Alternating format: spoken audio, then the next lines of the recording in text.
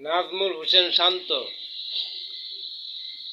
Wicket keeper বলেন, batsman বলেন, bowling বলেন, ফিল্ডিং বলেন, সব জায়গায় সে দুর্দান্ত লেভেলের এখন খেলতেছে। হয়তো পরের ম্যাচে দেখবেন সে নিজে আম্পায়ার হয়ে গেছে। এই তারপরে দেখবেন সে এই প্রধান উপদেষ্টার পদে নিয়োগ পেয়ে গেছেন। তারপরে নৌবাহিনীর প্রধান হয়ে গেছেন, সেনাবাহিনীর প্রধান হয়ে গেছেন। সে সব কিছুই করতে পারে, দেখতে পারছি।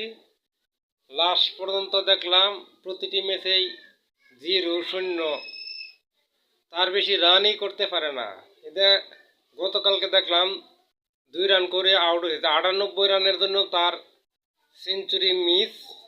আমরা হতাশা বরিশাল দলের জন্য। সে এখন পর্যন্ত দুর্দান্ত লেভেলেই খেলতেছেন।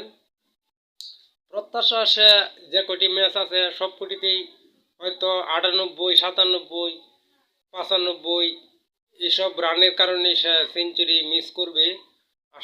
আশা করি সেই ধারাবাহিকতা সে বজায় রাখবে। সবাইকে ধন্যবাদ। ভিডিওটি শেয়ার করবেন আর শান্তকে সাপোর্ট করবেন বেশি বেশি। সে যত 2-3 বেশি রান না করতে পারে আর 98, 93 রানের জন্য সেঞ্চুরি মিস না করে।